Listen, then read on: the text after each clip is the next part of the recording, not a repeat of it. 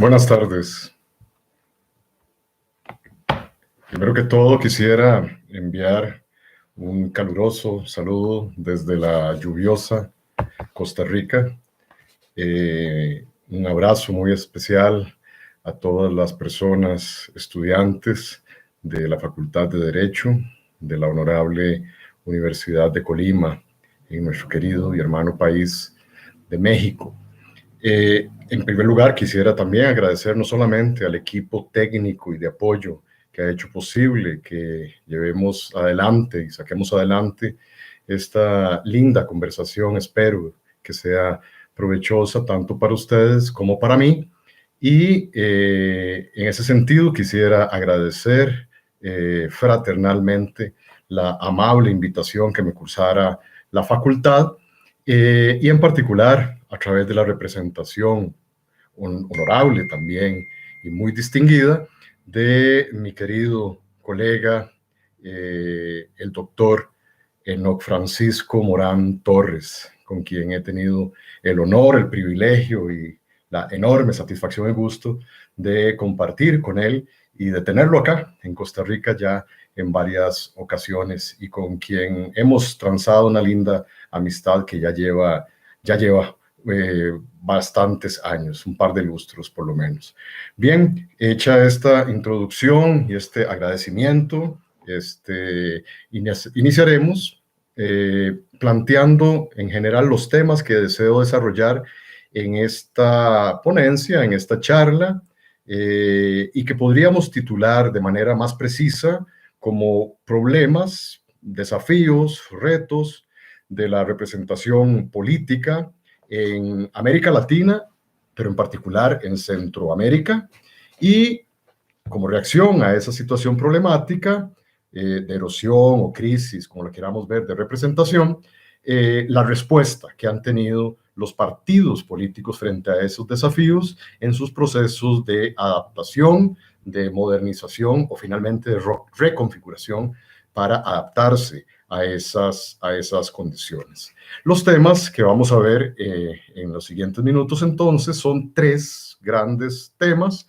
divididos a su vez de la siguiente manera o estructurados de la siguiente manera. Primero, debemos entender que la situación problemática de la representación política en nuestra subregión, y yo diría que en América Latina también, podríamos conversar posteriormente al respecto, pero lo cierto es que no podemos entender los problemas de la representación política si no entendemos al menos dos grandes condicionamientos. Y por eso les propongo una hipótesis general y luego dos hipótesis derivadas de esa general en las que planteo que, uno, en primer lugar, hay un problema de achatamiento, de estrujamiento, de erosión sistemática de lo público y en particular de la estadualidad en todos los países de la región centroamericana,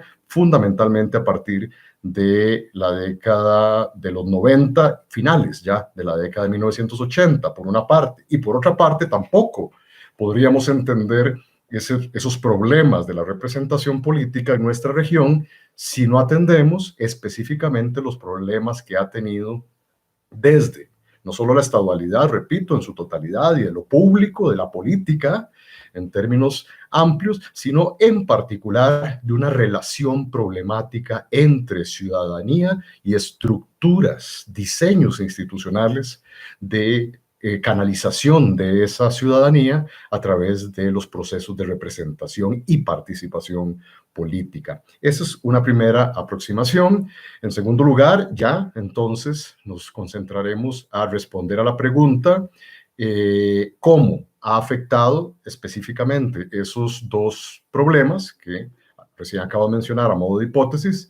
Y sobre todo nos interesa responder qué han hecho, o al menos qué han intentado hacer los partidos políticos centroamericanos o de nuestra región frente a respondiendo a esos problemas de estadualidad y de relacionamiento entre la representación política y las distintas ciudadanías en nuestra región. Específicamente vamos a analizar dos grandes intentos de reconfiguración y de respuesta que se han dado ya no solamente en América Central, sino en América Latina. Y ahí es donde me voy a referir puntualmente a los llamados partidos progresistas o de la nueva izquierda, y particularmente el caso de los partidos, o los llamados así, nuevos partidos movimientos. Nuevos partidos movimientos. Y para finalizar, después de haber hecho algún recorrido también contándoles yo algunas buenas y malas noticias en los avances y en los intentos por reconfiguración, concluiremos o plantearemos a modo de conclusión una respuesta a qué se podría hacer, qué podríamos hacer, y ya ahí estoy hablando de ya no solamente como estaciólogo, especialista en partidos políticos, sino también fundamentalmente como ciudadano democrático y como ciudadano de un Estado democrático de derecho que aspira al mejoramiento permanente, continuo y sistemático del fortalecimiento de nuestros regímenes y sistemas políticos democráticos. Entonces, desarrollo a continuación y por los primeros aproximadamente 10 minutos, la hipótesis central. La hipótesis central de esta ponencia dice que el estado de las democracias centroamericanas, contemporáneas y actuales es el resultado de la no resolución y más bien de la acumulación de problemas en al menos 3 grandes sistemas, de los cuales me voy a referir particularmente a 2, el primero y segundo que voy a mencionar. El primero es el del sistema de representación política. El segundo es el sistema que podríamos denominar de ampliación de ciudadanías, de ampliación de derechos humanos y de su implementación efectiva, de ampliación del criterio de sentido de pertenencia y comunidad política, y por lo tanto también de compromiso cívico e involucramiento político o con los asuntos públicos. Ese es otro sistema que no ha terminado de resolver problemas y al contrario, siguen acumulándose progresiva y preocupantemente. Y el tercer sistema problemático en las democracias centroamericanas, que nos haría caer en la tentación de referirnos ampliamente a él, pero no es el objeto de esta charla, es el sistema de acumulación y distribución de la riqueza. Es el sistema que algunos llaman fiscal, tributario, que también es una seria amenaza para la estabilidad y el fortalecimiento de las democracias en América Latina y en particular de Centroamérica. Refiriéndonos a esta hipótesis general, entonces, de que las democracias están siendo debilitadas y cuestionadas, y particularmente la representación política en democracia, por los problemas no resueltos del sistema de representación y de la ampliación ciudadana, hablemos de un elemento, ahí sí desagregando esta hipótesis, que me parece que hay que entender. Y es, lo dije en la introducción, es la erosión, la crisis, los problemas de la reducción a su mínima expresión del espacio público y particularmente de la estadualidad, de los estados democráticos, algunos dirían, y sociales de derecho, que son indispensables, a mi juicio, para mantener no solamente una democracia sana, sino fundamentalmente a las ciudadanías que allí habitan. Y eso nos remonta necesariamente al famoso, aunque nunca muy bien recordado por algunos, consenso de Washington. Y entonces ahí tendremos que decir que a partir del consenso de Washington se ha experimentado en los estados democráticos de América Latina y de América Central en particular, un proceso sostenido de transformación de esa estadualidad, que ha producido o que ha por lo menos profundizado problemas, repito, no se siguen sin resolver, problemas como los siguientes: cambios del espacio público-privado, propios de lo que algunos llaman, muchos autores y analistas llaman los procesos de transnacionalización, de mundialización, de globalización y finalmente de fragmentación de ese espacio público que antes claramente se observaba bajo el precepto, ustedes como estudiosos del derecho lo saben, del concepto mismo de Estado-nación, ¿verdad? Y eso ha tendido a transformarse y fragmentarse y globalizarse de una manera acelerada a partir del consenso de Washington en nuestra región. Pero también ha profundizado problemas como la débil densidad institucional, la infraestructura institucional de los estados, hoy están en cuestionamiento a raíz de su respuesta frente al coronavirus, dicho sea de paso, frente a esta pandemia, y donde se ha demostrado que estados con una sólida institucionalidad, densidad y homogeneidad institucional pública han sabido responder mejor. Otro problema es la ausencia, por lo tanto, de planificación estratégica del Estado. Si no tenemos Estado, o si tenemos estados reducidos a su mínima expresión, la planificación estratégica, buscando objetivos de mediano y largo plazo, también sufre este problema. Y por lo tanto, lo que nos encontramos recurrentemente es la no continuidad, ¿cierto?, de las políticas públicas y de lo que se considera estratégico para nuestro desarrollo.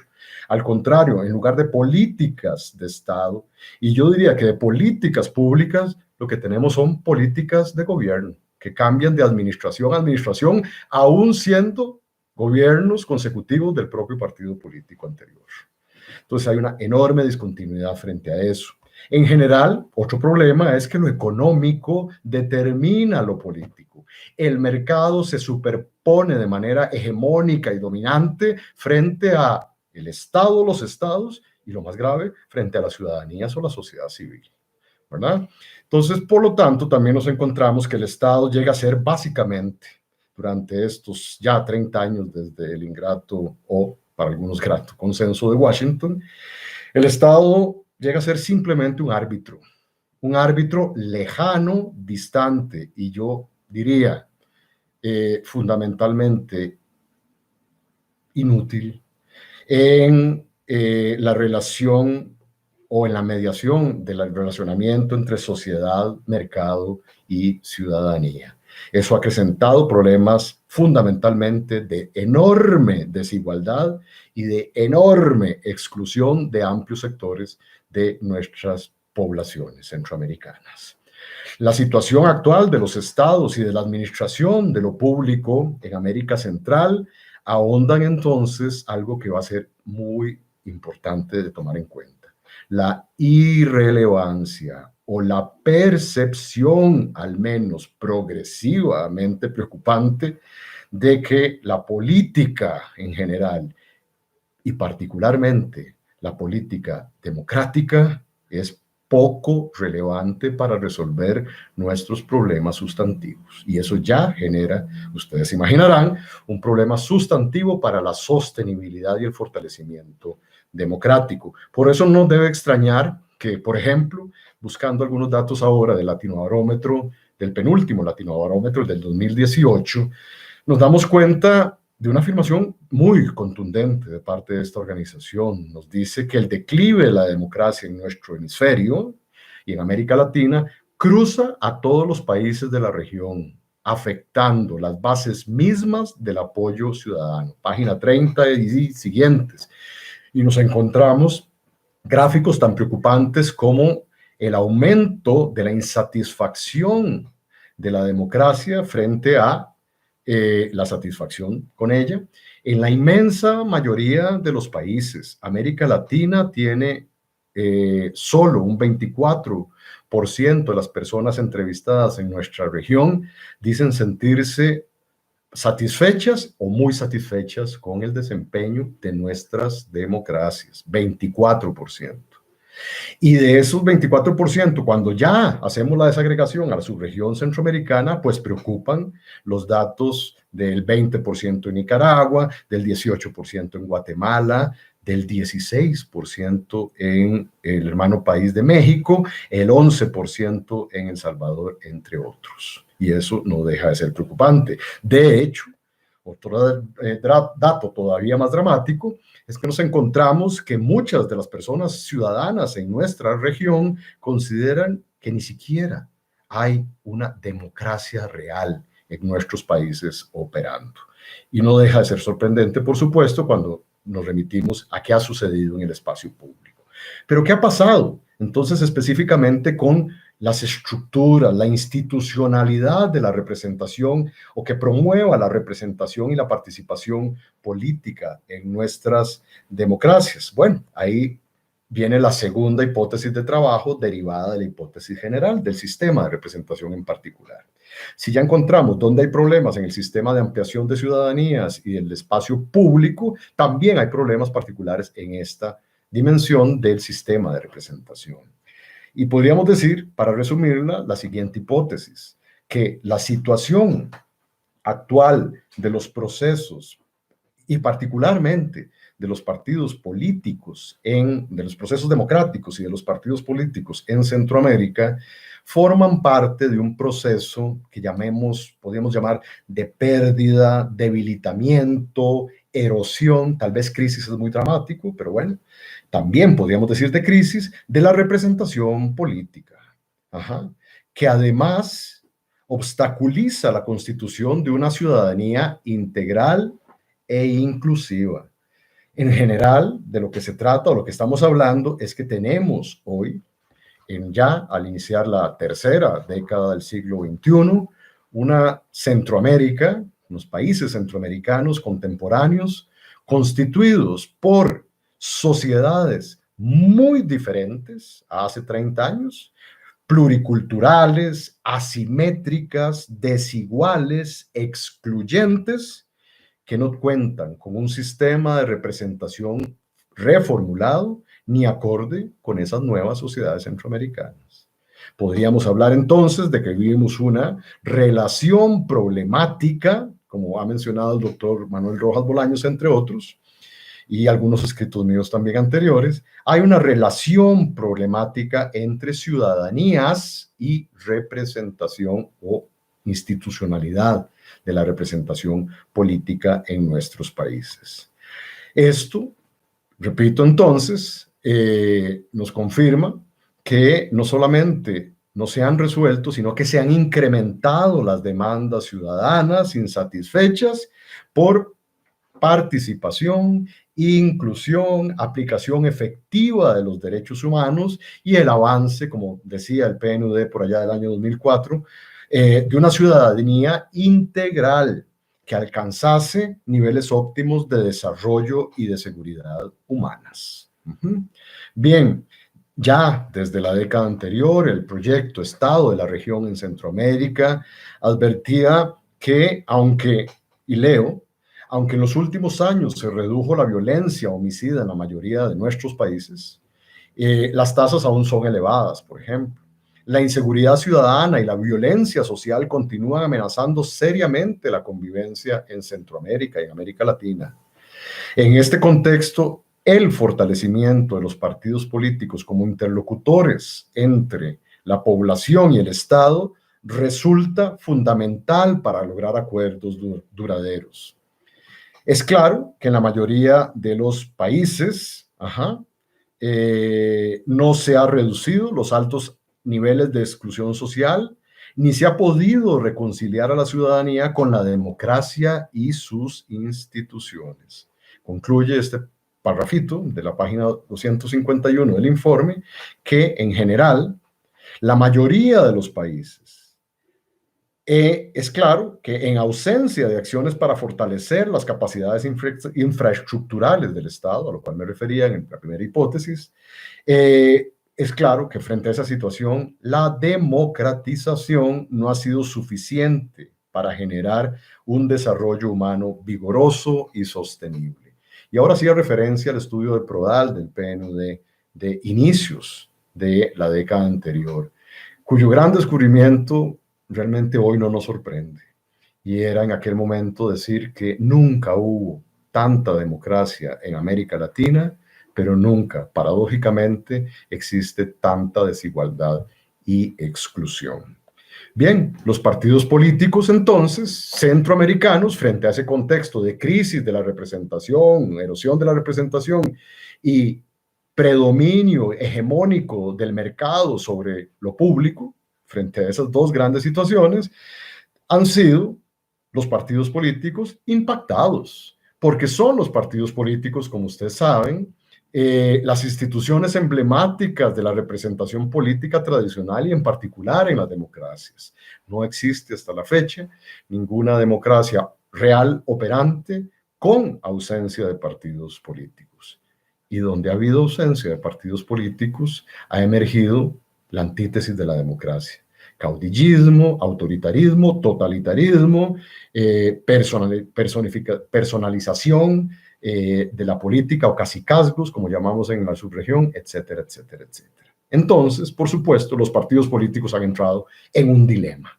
¿Qué representan, si es que representan algo, y qué pueden hacer frente a esas demandas ciudadanas insatisfechas que le siguen endilgando a ellos la responsabilidad de esos problemas y de su resolución?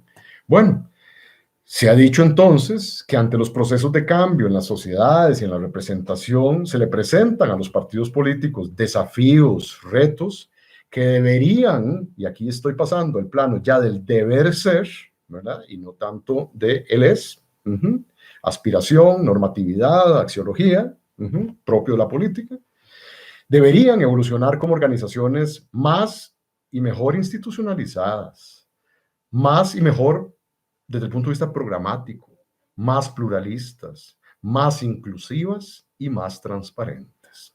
Los nuevos enfoques, esto que nos dirigen hacia esa axiología, nos dicen o parten de una premisa evolucionista, darwiniana, dirían algunos. Porque supone que estas instituciones democráticas deberían hacer algo para adaptarse y responder a esos nuevos signos de los tiempos y sobre todo a las nuevas demandas ciudadanas legítimas. Y esto ha generado, por supuesto, algunos modelos generales, algunos despectivamente llaman recetas, pero finalmente son buenas prácticas de la política y del derecho comparado a nivel internacional, que nos han dicho cómo podrían avanzar en este mejoramiento y adaptación evolutiva los partidos políticos para afrontar estos nuevos desafíos. Y básicamente ustedes han, me imagino, leído mucho literatura sobre estos nuevos modelos que se enfocan fundamentalmente en mejorar las dimensiones de lo que llamamos la estructura y organización interna o la vida interna partidaria en 3 o 4 grandes dimensiones que son las que mencionamos hace un rato. Su democracia interna, en primer lugar, su institucionalización, en segundo lugar, su democracia interna, en tercer lugar, su área programática y en cuarto lugar, los procesos de transparencia, de petición, dinámicas de petición y rendición de cuentas frente a sus partidarios y frente a la ciudadanía en general.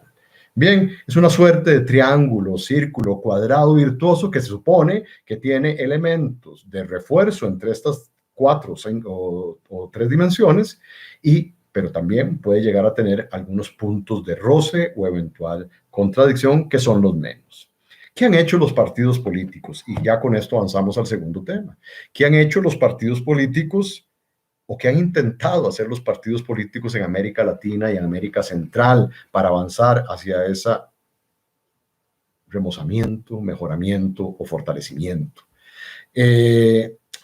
Han tratado de cambiar y hay que otorgarles, digamos, la duda de que han hecho esfuerzos en la mayoría de los países por tratar de adaptarse o cambiar, aunque no necesariamente con los resultados y en el sentido correcto. La crisis, eso sí, y creo que ya eso es desde el punto de vista democrático positivo, quizá de las pocas buenas noticias que puedo darles con esta charla, pero si hay una crisis de la representación democrática, si hay problemas para los partidos políticos o crisis de los partidos políticos, esta, si es tal, debe ser un punto de partida y obviamente no un punto de llegada, ¿cierto? Habría que verlo como una oportunidad y no como una sentencia de muerte. Se han hecho cosas, podríamos llamar, buenas, esfuerzos loables, pero también algunos no necesariamente tan buenos, y yo diría hasta peligrosos. Y así hoy nos encontramos, no solo en América Latina, sino en todo el mundo, porque estos son dilemas que pareciera están afectando con distinto grado, pero sí están afectando, tiene características casi que universales o generales en el mundo democrático occidental. Y así hoy nos encontramos entonces intentos de cambio y de mejoramiento. Hoy tenemos nuevas configuraciones partidarias.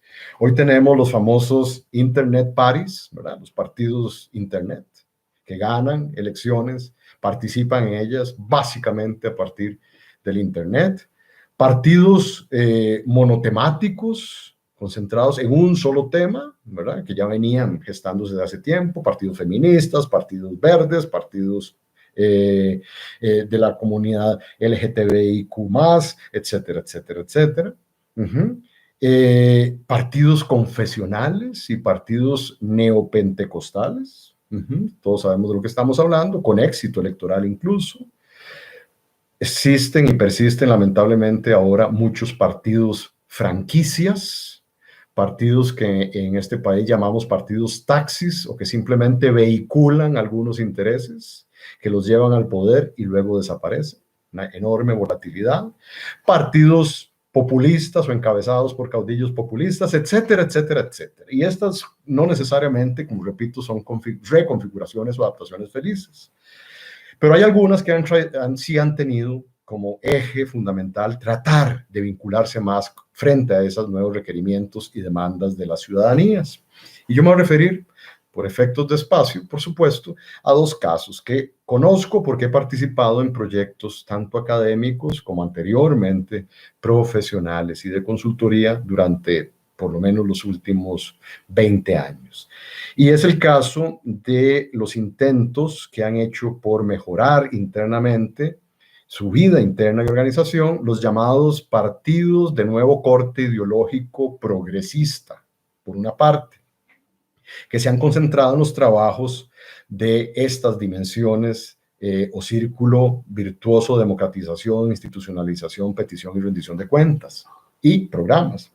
Y también, ya para ir finalizando o avanzando en la exposición, me referiré a los partidos, movimientos o los nuevos partidos, movimientos en la región. Hablemos de los primeros, de los partidos llamados progresistas y sus iniciativas de reforma. Bueno, les cuento que por allá del periodo 2009-2015, la Fundación Friedrich Ebert, de signo socialdemócrata alemana, que auspicia y que ha apoyado históricamente a los partidos de esa misma familia ideológica, hizo esfuerzos por tratar de generar alguna suerte de diálogo centroamericano sobre un tema bastante actual, incluso hasta la fecha. Se planteó la siguiente problemática u objeto de estudio y de trabajo. Decía más o menos lo siguiente: en un contexto de cambio, de transformaciones y de crisis de los partidos, por lo menos de aquellos que habíamos conocido antes como los históricos partidos políticos, frente a eso, ¿cómo deberían ser hoy los partidos políticos progresistas y que atiendan las demandas ciudadanas de inclusión y de mejoramiento de las condiciones de igualdad? Pero lo primero que se planteó entonces fue tratar de entender qué significaba ser progresista. Y ser progresista no necesariamente es decirle que sí a todo lo que el progreso provee.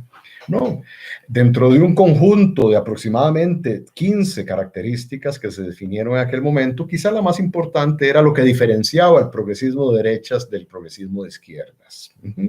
Y es básicamente su posición frente al mercado.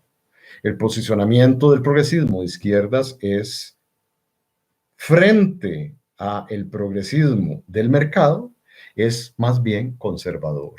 Es ver con escepticismo que el mercado y todos sus ofrecimientos y promesas de lo que ellos llamamos el capitalismo global, de riqueza y de progreso, no necesariamente son verdaderas, sino en muchos casos contradictorias y contraproducentes. políticas. En general, el ensayo de estos 3 o 4 años de trabajo con los partidos centroamericanos culminó con una propuesta de trabajo de reforma, no solamente institucional, sino también de las culturas políticas intrapartidarias, porque había que trabajar tanto en la dimensión extrapartidaria o suprapartidaria. Ustedes como personas del derecho lo conocen. Estamos hablando del marco jurídico, normativo, jurídico amplio que incide e impacta siempre a los partidos políticos. Por supuesto, forman parte de un sistema. Ellos conforman, de hecho, un subsistema y por lo tanto es afectado por esas normas y disposiciones generales del ordenamiento jurídico nacional. Pero también había que trabajar internamente con procesos de reforma institucional y de mejoramiento de las culturas democráticas al interno de los partidos políticos, buscando que todos los partidos que se llamen de la nueva izquierda democrática o progresista de izquierda fueran idénticos. No, por supuesto que no. Se consideró muy importante en aquel momento advertir que estas propuestas de solución en esas dimensiones suprapartidarias e intrapartidarias deberían implementarse buscando, por supuesto, mantener siempre un equilibrio muy delicado que existe entre cada unidad partidaria, y la lógica independencia que deben tener o salvaguardar de su autonomía frente a sus competidores. No podíamos homogeneizarlos a todos de manera idéntica. Se pierde el mismo espíritu democrático en ello. Entonces había que tener esa dimensión. Hay algunos resultados, a mi juicio, y ya me he referido en otros artículos, publicaciones y charlas, a lo que yo llamo 7 malas noticias, o pongámoslo en positivo, 4 buenas noticias sobre avances en esta materia de vida interna y organización partidaria, pero 7 noticias no necesariamente buenas. Me voy a referir rápidamente a ellas. Hay algunos avances importantes en estos esfuerzos de modernización. Por ejemplo, nos hemos dado cuenta que el derecho y la ley importa. Finalmente, diseños institucionales o normas suprapartidarias que se tomen para mejorar la representación y la participación y la representatividad ciudadana en los partidos políticos han tenido efectos. Necesariamente los partidos tienen que involucrarse y respetar esas leyes y esas disposiciones. Esa es una noticia positiva. El Estado de Derecho sigue importando.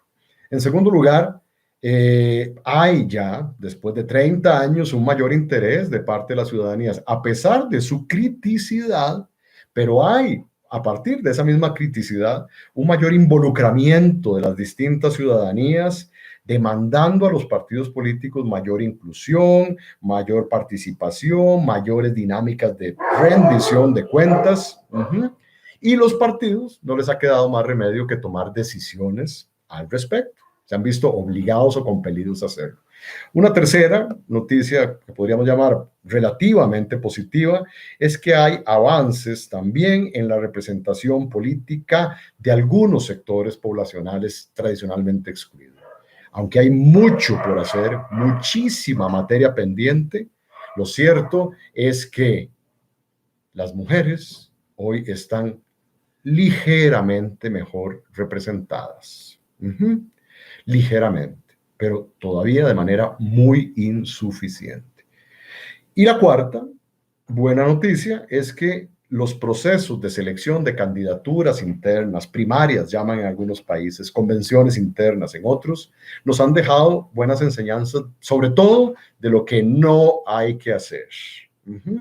Y después podríamos referirnos al respecto, pero creo que esas son las 4 grandes y buenas noticias. Pero lamentablemente, cuando las contraponemos a estas que voy a mencionar a continuación, nos damos cuenta de que los partidos políticos progresistas de la nueva izquierda en América Central han avanzado poco. Y ni que se digan los de la derecha, utilizando coordenadas ideológicas que quizás en este momento no sean muy válidas, pero nos sirven por lo menos analíticamente para ordenar nuestra exposición.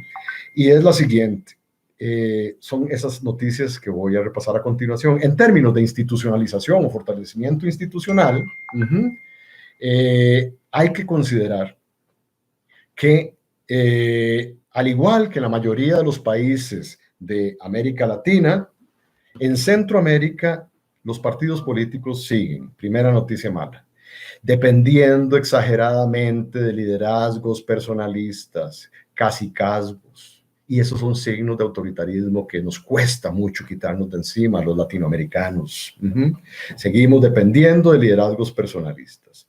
Segundo, los partidos políticos básicamente son y casi que exclusivamente son maquinarias electorales. Tienen una escasísima actividad extraelectoral y carentes absolutos de actividades importantísimas como es la capacitación política permanente de las ciudadanías y de sus cuadros. Ajá. Otra, tercera mala noticia, es que los problemas se mantienen y de manera sistemática en los procesos de reclutamiento, registros de membresía o de militancia.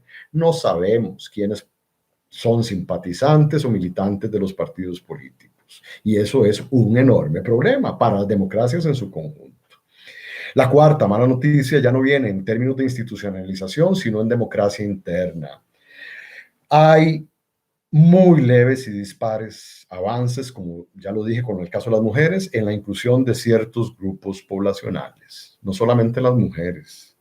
Hay enormes desafíos todavía por mejorar la inclusión, por ejemplo, para citar solo unos ejemplos, y de los más importantes, por supuesto, de la enorme diversidad étnica y cultural que tienen nuestros países. Hay enormes sectores de esas etnias y grupos poblacionales que no tienen la más mínima esperanza de ser representados por nuestros partidos políticos. Y ni que se diga las juventudes, el reclutamiento y su capacitación sistémica, pero empecemos por su involucramiento. Los jóvenes y las personas jóvenes no es que no estén interesadas en política, es que no les interesa participar en los partidos que tenemos hoy. Y mucho menos en elecciones con esos partidos políticos. Y otro tercer ejemplo de poco avance es el de las discapacidades, que en el caso de América Central, ustedes lo conocen, mucho por efecto todavía de las guerras civiles, tenemos amplios sectores de nuestra población en condiciones de discapacidad que tampoco están siendo representadas. Y quizás la peor mala noticia es el financiamiento. Esa relación siempre problemática entre dinero y política. Claro que sabemos que en política es necesario el dinero y las democracias también, pero lo malo es que en lugar de que sea la política y que sea la democracia quien controla el dinero es el que está controlando a nuestra política y dominando e imponiéndose a nuestros estados democráticos de derecho. Y eso es un enorme problema que pareciera, por supuesto, a los grupos fácticos, a los grupos de poder económicamente visibles a nivel incluso transnacional, no les conviene que avancemos en esa materia. Y por eso es que se ha avanzado también bastante poco.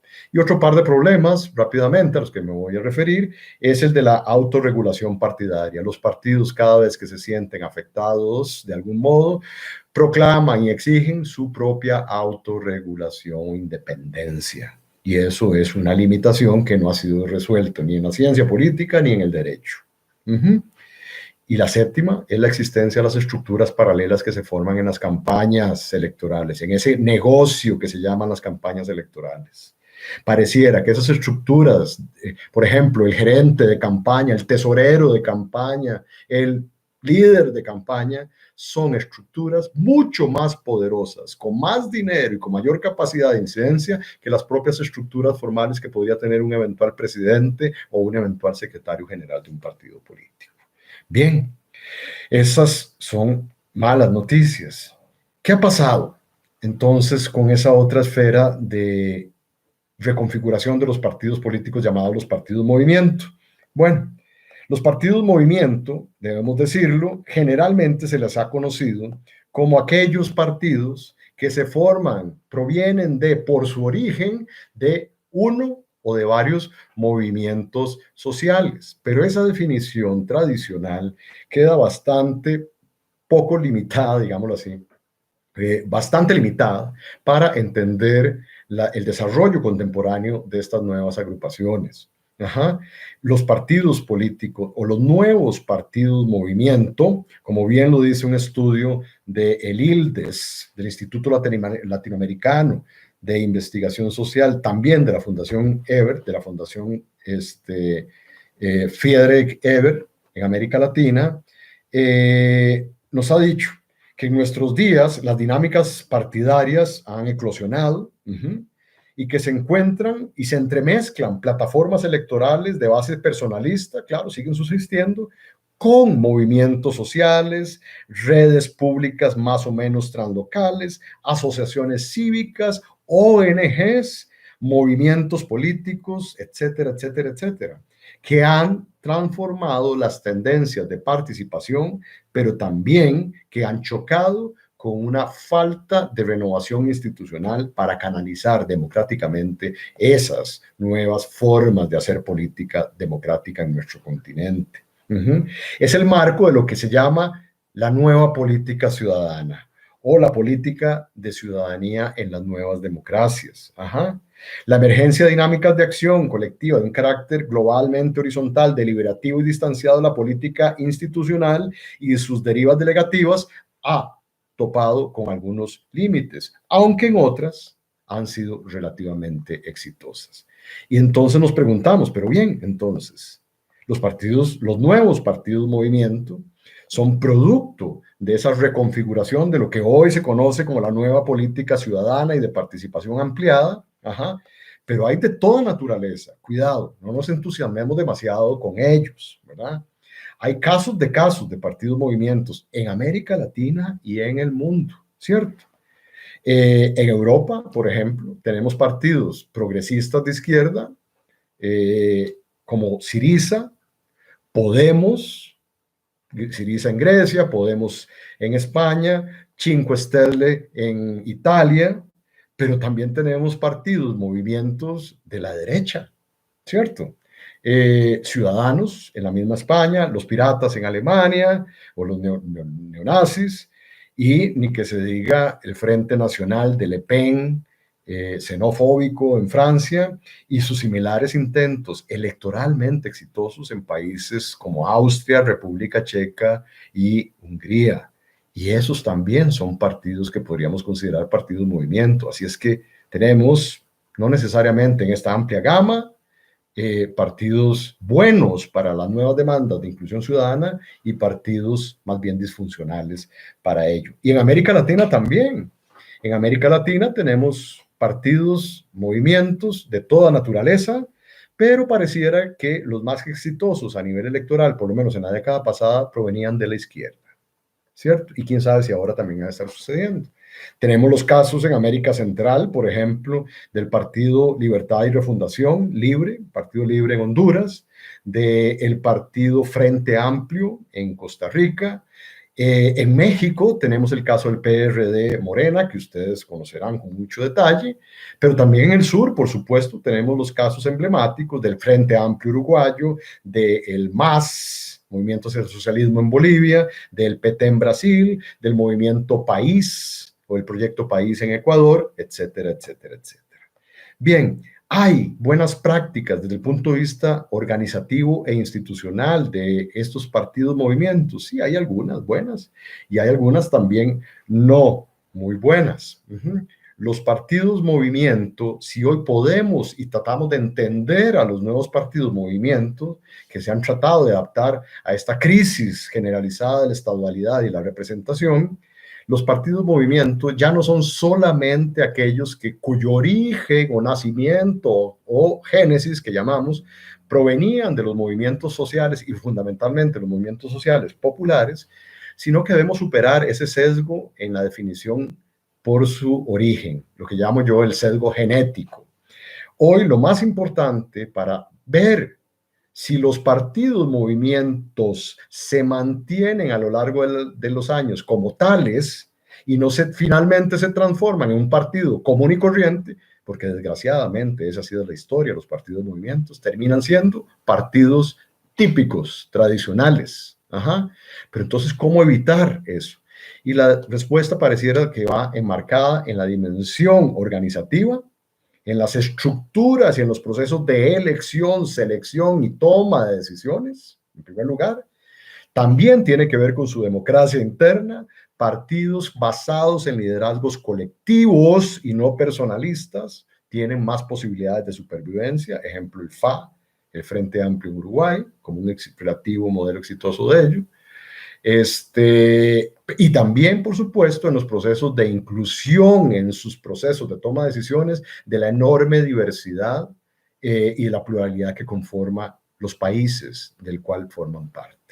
Y hay otra dimensión que es sumamente importante, y es el mantenimiento en gobierno y en oposición de su base social y la forma en cómo se relacionan. Un partido, movimiento que quiera mantenerse como tal, debe, y eso cuesta muchísimo, sobre todo cuando se está en el poder, debe mantener por encima incluso de sus afanes electorales la reivindicación de las demandas y las luchas sociales que les dieron origen. ¿Se entiende? Entonces, esto ya genera, por supuesto, todo un enorme desafío para estos nuevos intentos de reconfiguración. Bien, para ir terminando y cumplir con los 50 minutos que me asignaron, podríamos generar una reflexión muy general de cómo se podría avanzar, qué deberíamos hacer para que los partidos políticos vuelvan a ser significativos y relevantes, y para que la democracia en general vuelva a ser relevante en nuestras amenazadas sociedades centroamericanas y latinoamericanas contemporáneas.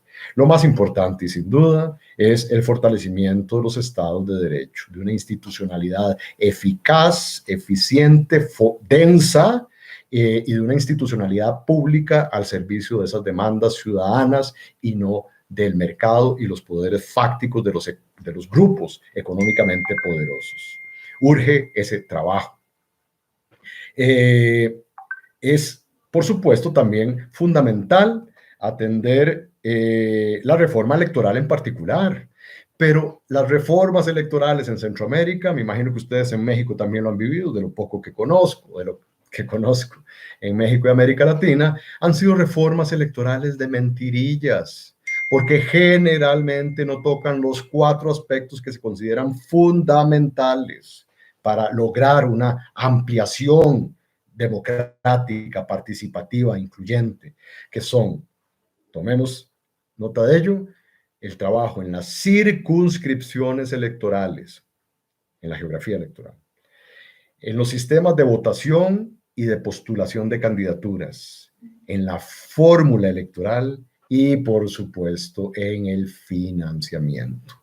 Si no profundizamos reformas en esos 4 grandes dimensiones o aspectos, estaremos haciendo bastante poco. Pero solo importa entonces la ingeniería política y la ingeniería constitucional y normativa jurídica. No, eso me llevaría más a ser cercano a una disciplina como el derecho que a la ciencia política. A nosotros en la ciencia política nos importa, claro que nos importan los diseños institucionales, pero quizás nos debería importar sobre todo nuestra cultura política y nuestros procesos de formación ciudadana de mediano y largo plazo. Sin esa base de un fortalecimiento de nuestras culturas democráticas, participativas e incluyentes, todo el edificio que se monte sobre él, con los diseños político-electorales más sofisticados, se derrumban. Es lo que nuestro querido filósofo mexicano Leopoldo Sea decía, desgraciadamente, que operaba para América Latina, que era la yuxtaposición de sofisticados elementos jurídicos e institucionales de primer mundo democrático sobre una base de cultura política tradicional e histórica y lamentablemente autoritaria. No podemos seguir construyendo eso, y para eso hay que generar ciudadanía participativa y cultura política democrática. Solamente así, no solamente así, más bien, podemos salvar a los partidos políticos, remozar los sistemas de participación y representación política, sino que quizás, probablemente, y así espero, salvando nuestro sistema político democrático, volviéndolo a ser relevante para resolver nuestros problemas sustantivos. Muchísimas gracias. Yo dejo aquí esta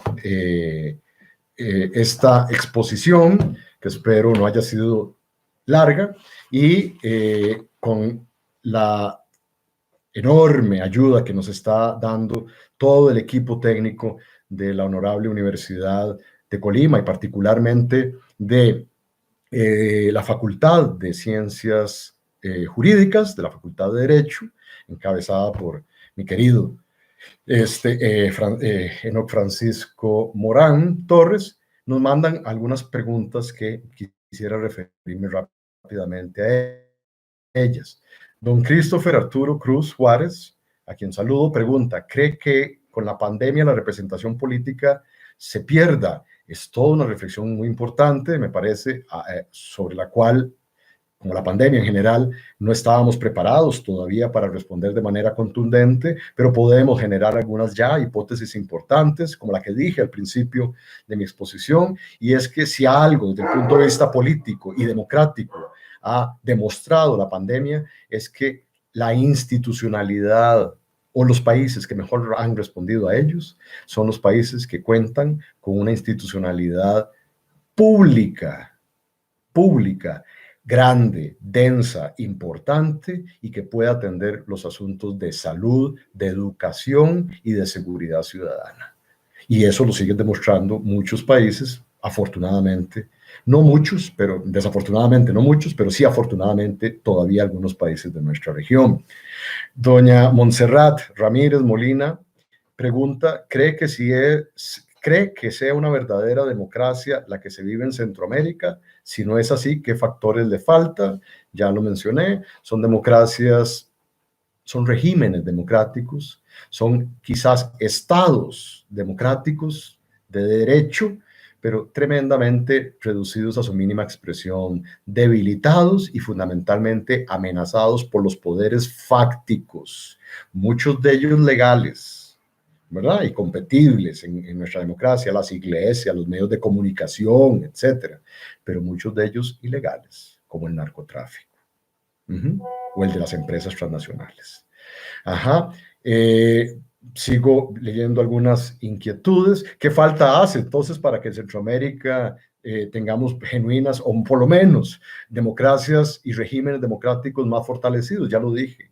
El trabajo inmediato es volver a hacer relevante la estadualidad y la institucionalidad pública, dejar de ser rehenes de los poderes hegemónicos, tanto a nivel internacional como a nivel interno, que operan en el ámbito interno. Y eso todavía hace falta mucho por resolver.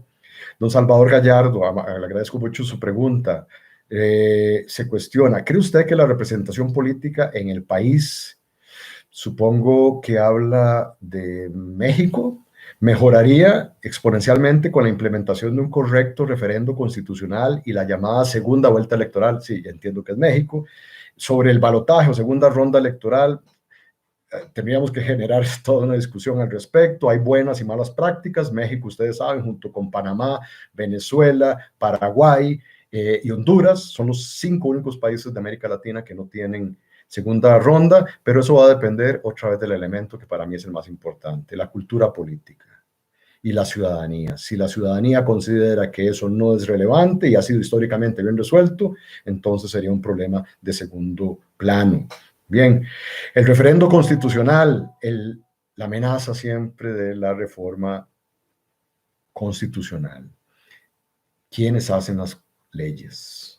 Sabemos que no son ángeles, sabemos que son personas con corazón político y con intereses. La clave de una buena reforma constitucional, otra vez, nos lleva al tema de la representación. ¿Quiénes serían los que participarían en ese referendo? ¿Quiénes serían los constituyentes o las personas constituyentes? Personas provenientes de los mismos partidos políticos que hoy estamos criticando. Yo tendría serias dudas al respecto y por eso lo veo como algún escepticismo. Y para ir finalizando, vamos a ver, a partir del año 2014 se integró la figura de candidaturas independientes en México. Enorme tema, gran tema. ¿Realmente se le da valor a la participación democrática? ¿Son una buena opción? Sobre esto hay muchos casos buenos y muchos casos malos. Unos dicen que los estasiólogos, los que nos dedicamos a los temas de los partidos y procesos electorales, que eso debilita más bien a los partidos políticos y que fortalece el caudillismo y el personalismo en la política. Eso puede ser cierto. Y desfavorece también, como un punto negativo, la representación política de algunos grupos poblacionales. Por ejemplo, la participación política de las mujeres en condiciones de equidad. Con las candidaturas independientes, esto puede llevarse al traste. Entonces hay que tener cuidado siempre en copiar o tratar de reproducir experiencias. Hay que ver las experiencias buenas, el famoso benchmarking, ¿verdad? Que hablan hoy todo el mundo, pero sobre todo aprendemos de las experiencias malas. Parece que hay un razonamiento humano un poco perverso, pero aprendemos más de las cosas malas que de las cosas buenas. Otra pregunta para ir finalizando. ¿Qué se puede hacer con los representantes electos que se separan del interés de los representados y estos no perciben el distanciamiento o ruptura con ellos? Más cultura político-ciudadano, cívica ciudadana. Hay que enseñarle a la gente, en lugar de estar repitiendo desde primaria, de nuestros cursos de primaria, recetas sobre historia de nuestros países y sobre la Constitución, perdonen que tal vez sea un poco fuerte al respecto, pero hay que enseñarles sobre todo a ser ciudadanos activos, participativos e integrados al sistema político democrático. Hay que formar ciudadanía crítica, hay que enseñar y hay que empezar a formar en herramientas útiles para la vida cotidiana. ¿Por qué no se nos enseña economía? Porque no es conveniente. ¿Por qué no se nos enseñan finanzas desde el hogar? Porque tampoco es conveniente. ¿Por qué no se nos enseña a elegir buenos representantes? Porque no es conveniente para los intereses de poder. Y hay entonces otra vez que volver a la apuesta de mediano y largo plazo que está en la cultura política y en la formación ciudadana. Y finalmente, don Tony Jiménez, la pregunta anterior era, las anteriores eran de don Cristian Gómez y doña Arely Ramírez. Vamos a contestar esta pregunta de Tony Jiménez, que dice, ¿qué sigue después de la conquista del poder por parte de los partidos movimientos sostenidos por un líder unipersonal? Enorme pregunta que a la que me fui refiriendo al final. Hay, desgraciadamente, todavía en nuestra cultura política, señoras y señores, una enorme dependencia en toda América Latina a los liderazgos carismáticos, personalistas y caudillistas. Y eso, la política democrática, la política de la nueva democracia, debería empezar a no seguir premiándolos.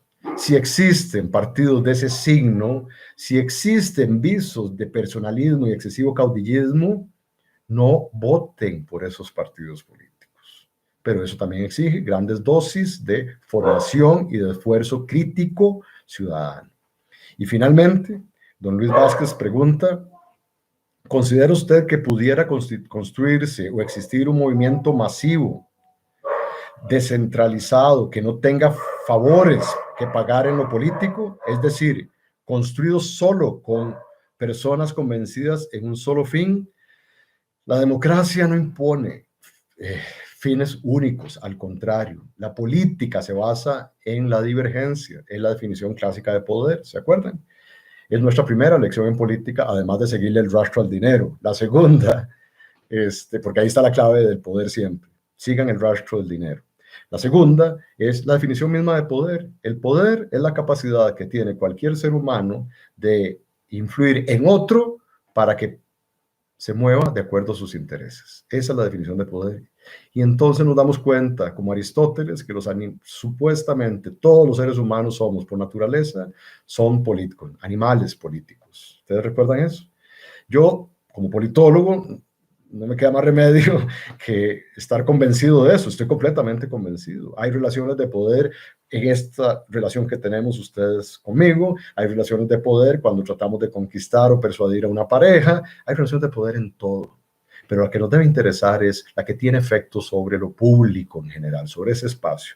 Y ahí exponer o tratar de imponer puntos únicos o criterios únicos se nos puede complicar bastante. Bien, yo quisiera agradecer, repito, a toda la Facultad de Derecho de la Honorable Universidad de Colima, a la cual felicito porque está cumpliendo en este año sus 80 años de existencia. ¡Wow! Pocas universidades en América Latina pueden decir eso, los felicito y les agradezco todo el apoyo de los ingenieros y el equipo técnico que permite hacer esta grabación. Y quiero agradecer también particularmente a Alejandra de la Facultad de Derecho, quien me ha facilitado esta exposición, transmitiéndome sus preguntas e inquietudes. Y nuevamente, reiterarle el agradecimiento a mi querido amigo, el doctor Enoc Francisco Morán Torres, por esta invitación.